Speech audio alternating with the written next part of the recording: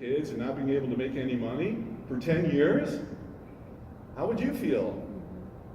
I went through all the normal stuff to the point where I decided to not write the book.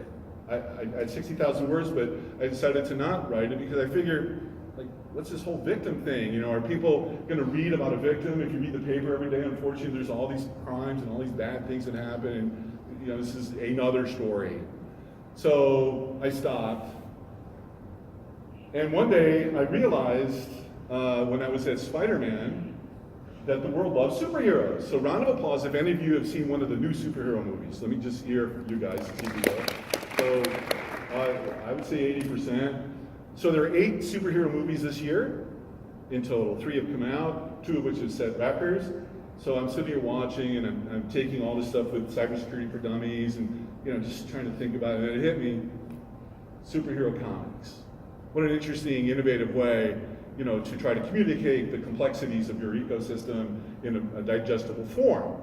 And then I realized, you know, it's not going to be just like a security training thing. You know, it's like too narrow. There's something more here, you know, that is happening or going on. So I went to the comic universe. I entered it. Any of you ever been to Comic-Con? I mean, it is nuts. I wore a blazer. You know, I didn't know. So I went, it was like literally another Einstein moment. I wore a blazer, and I knew I was overdressed when this woman in giant butterfly wings and a green face came and kissed me. I said, I am overdressed for this Comic-Con. I went back to the car, you know, I completely changed my persona. And let me tell you, I was going to stay for 30 minutes. I stayed for 5 hours. It is this incredible aspect of culture and alter egos and inner beauty just waiting to come out. You know, what makes all of us so unique. You know, instead of like sort of judging them, like, oh, you know, like I loved them. I started to embrace their own beauty, and that they found this as an outlet to express their individuality, and that was a good thing. You know, and little did I know, it was incredibly interesting. So I sat through panel discussions on cosplay, you know, cos wrestling, and things like that. And they're vetting me now to speak at their big conference somewhere in San Diego or something like that. Anyways, so here's this one. I thought that was pretty cool. Here's another group of their costumes. You see how elaborate and how serious they take them. I have no caption for this photo, so I'll just let you create your own as you're looking at it. I just thought it was an interesting photo. So, you know, I then had to say, okay, now I know quite a bit, you know, about my experience, but I don't know anything about this world. So starting in November, from really a standing start, I went to my LinkedIn account and I typed in the word CSO under search, and all these names came up. And so I decided I'm just going to invite them with the goal of listening and learning. You know, and so one at a time, I started inviting people to LinkedIn to connect with me, C-level people mostly.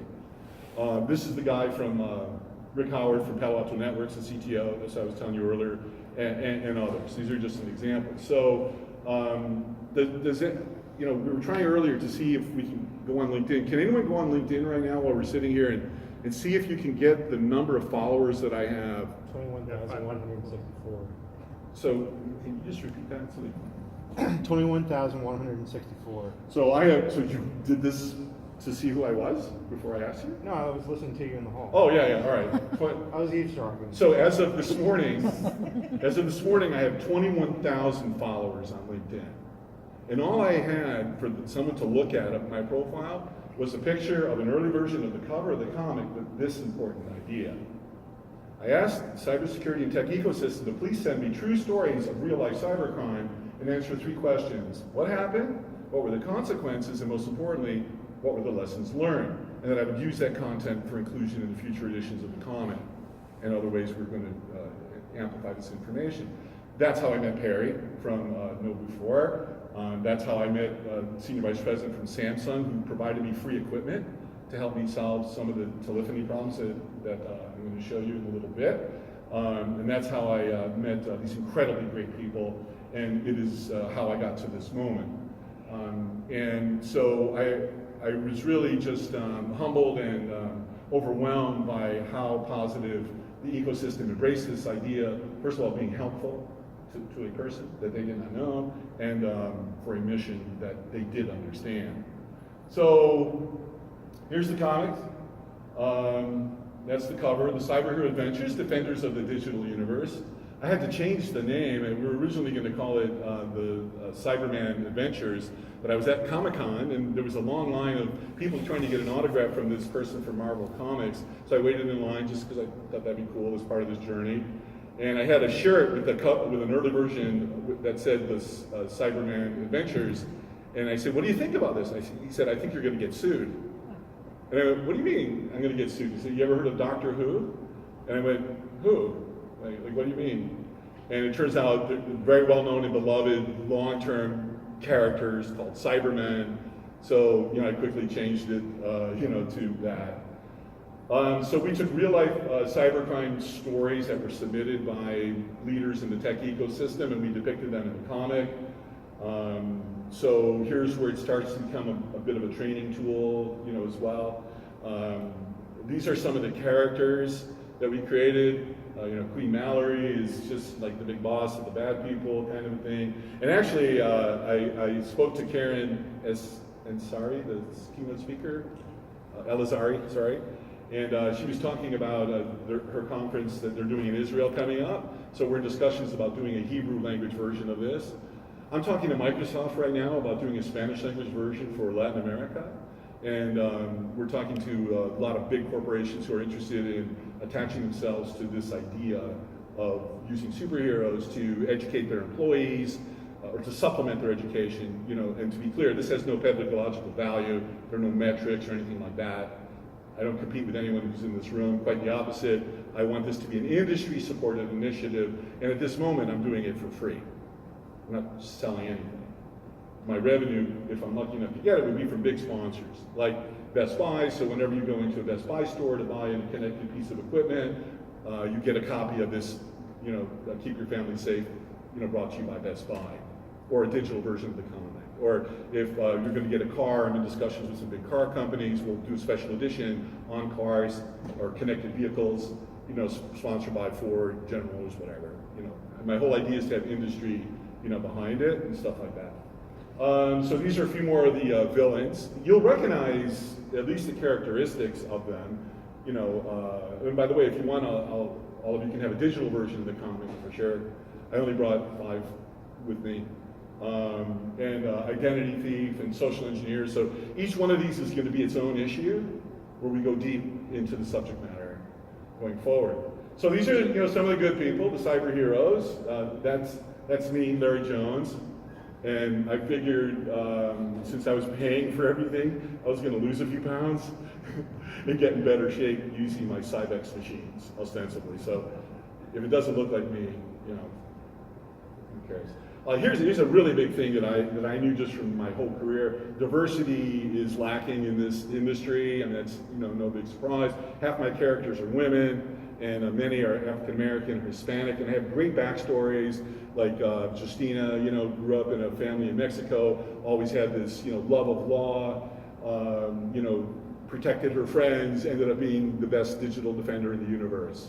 So we created these backstories that have elements of life in them, so that people feel welcome to this communications vehicle. There's Justina in Spanish, Justina in English. That's a veteran. I had this audacious idea that I'm sure is not uniquely mine, and if anyone can help with this one, let me know. But it seems to me that America's veterans still have a lot to give, and I thought, wouldn't it be cool as a way to get them into the cybersecurity career path, to give them something super easy to do that they would need just a little bit of training and they can supplement their income. So my vision is to train them on how to give this speech and make it more their own. And that's all they would do, is a 45-minute speech, and they would do it to their local schools, their chambers of commerce, small businesses, like cyber hygiene 101. And they would charge $250 and get to keep it to supplement their family. From a marketing standpoint, which I know a lot about, Americans veterans are back in the fight again, keeping you safe online. Boom. Each story, is we'll be doing these sector-specific reports. How am I in time, by the way? I'm not looking at my little clock. 0. I'm exactly at 0. Okay. So we're doing all these different sectors, automotive, financial. I had breakfast here randomly with this wonderful couple of people, and they happened to produce the New England Journal of Medicine, and we've already entered discussions about doing a special edition sponsored by the New England Journal of Medicine and the Hospital Corporation of America on training healthcare workers around the world. That's the conversation we had yesterday morning. These are all just sort of seeds. So here's a reading Support that for this I'm going to podcast do. and the following This is right from the comic itself. One of the many lessons I've learned as the victim of a series of insider cyber crimes, that the only time hackers are acknowledged is when they are successful. So I'm going to end by saying this. This life-changing endeavor is dedicated to all of the unsung real-life cyber heroes, to you in this room, and law enforcement professionals who toil without fanfare or acknowledgement to keep us safe. With that, thank you for being real-life cyber heroes.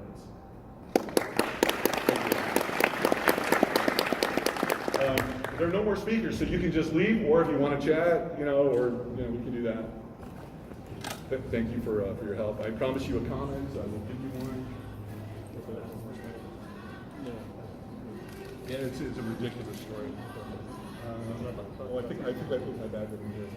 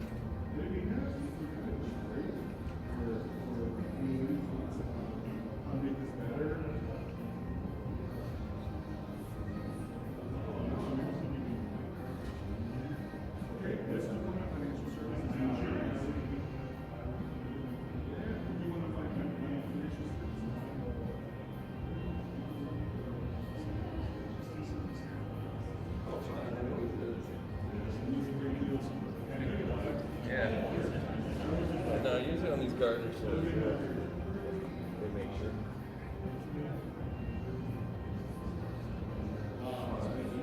Because they do this one every year. They're trying to do it cool.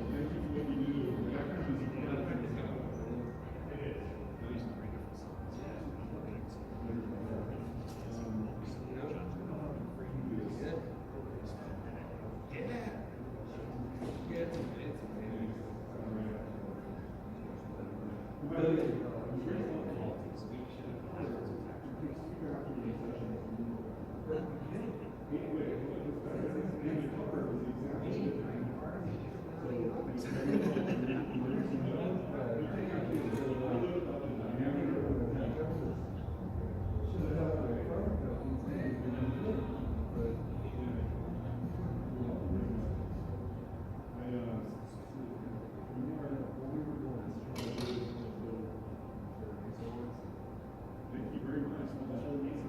All right, so everyone else, we're going to read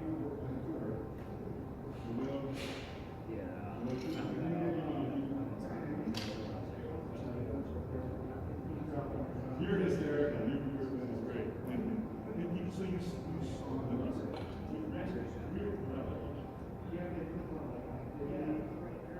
Oh, yeah, I remember. Oh, okay. So you were trying to find this.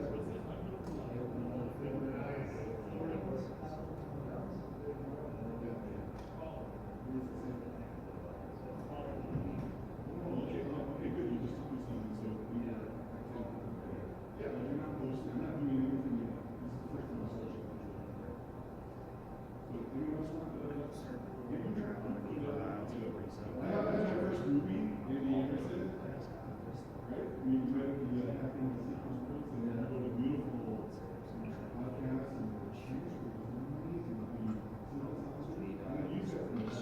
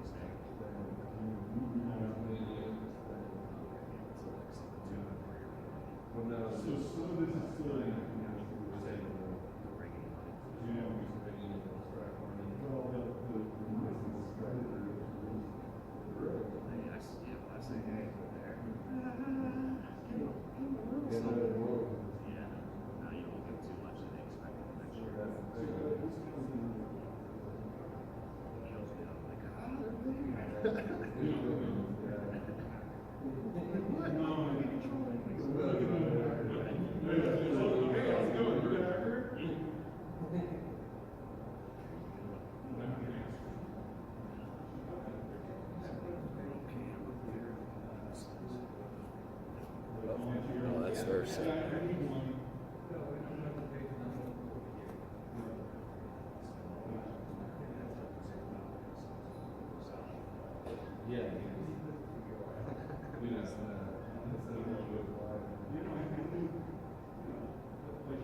Because of Gary and stuff, you know, we were able to get to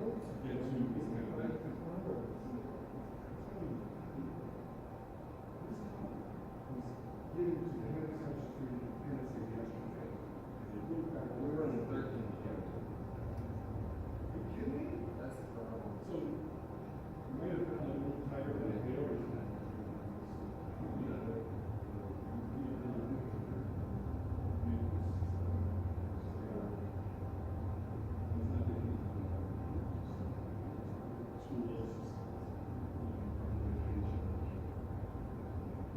There we go. We're actually in a discussion.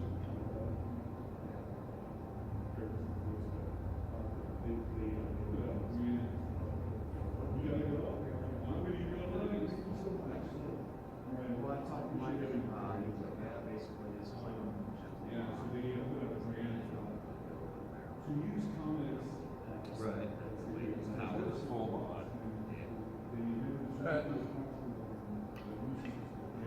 So that's the only one you're definitely aware of. That's the only one we're aware of. Hopefully, I thought you were gonna open these walls so we can see the other ones. If there's not a full court press, we could be waiting on Bang. That's what license out of Bang. Right, especially right now since there's several things going on. As long as I know. Yeah, exactly.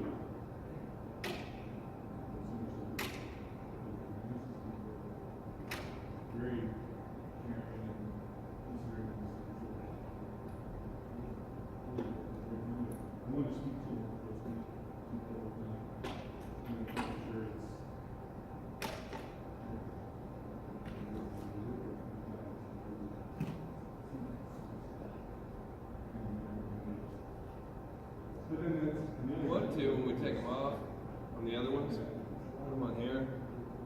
So a little less lifting for older crew members, let's say. Yeah, I'm getting there.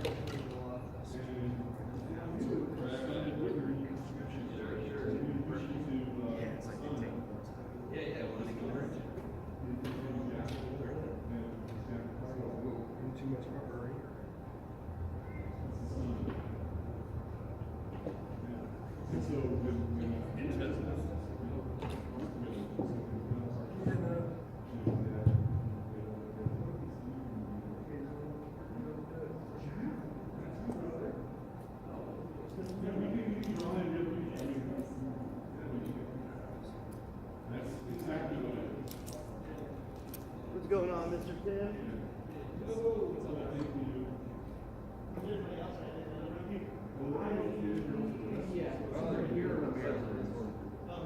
Yeah, there's some mod going on in this section. Very, very low. More of a set mod over there. I call him something to do with the whatever. All those things. We're stupid hat. Yeah, so you got stupid hat. Mike something. I'll find Morgan. Mike Morgan. Labor coordinator. We call him a dove. Yeah, stupid hat. Because he always wears old. Never like an occasion. That hat. Pretty much because Before I get scared, negative. No, that's an Edison. You should have both on both. I'm hoping nothing happened to him in the end. I was spread thin, I could not pay attention, so. Everyone seemed the ones who didn't seem confident seemed to be being watched by the ones who were confident. That's all we have to do.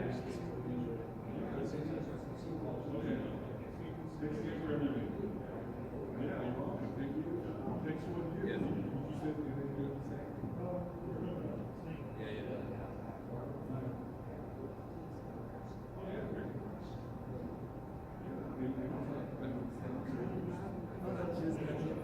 Well, I appreciate you. I appreciate you stepping up. I'll tell you that.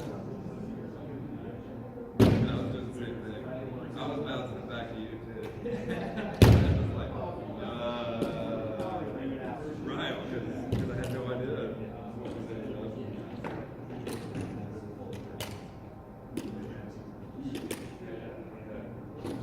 We forever get to run the DMX the right way.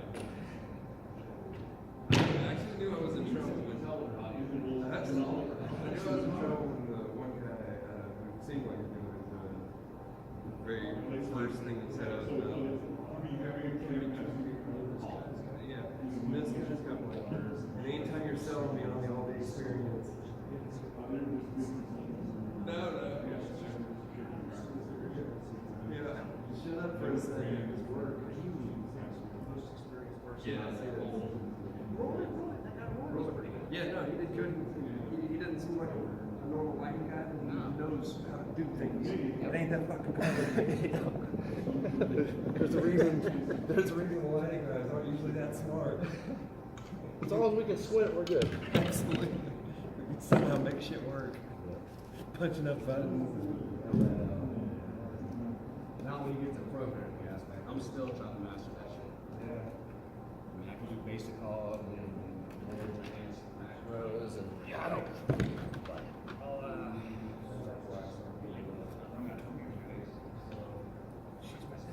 He's wonderful. No, I already know where this is going. And she's like, Yeah. it just doesn't sound right. Would you be willing to look